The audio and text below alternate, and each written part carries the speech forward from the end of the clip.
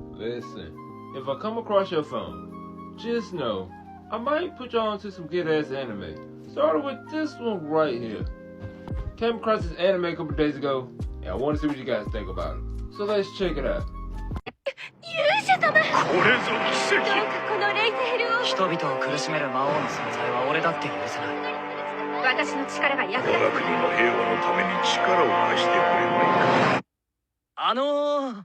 私は勇者じゃないみたいですし、地味に暮らしていこうと思います。いいで、ネットスーパー。これは使えるぞ。金さえあれば食うに困らないし、このスキルで稼げるかもしれない。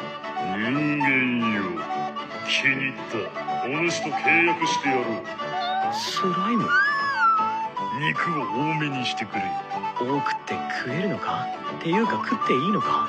まだか、早く食わせろ。夢にまで見た。異世界に来たからには俺だってこの世界を見てみたい。もとんでもスキルで異世界放浪飯。 Just want to share this one with y'all. So guys, let me know down below what you think about it.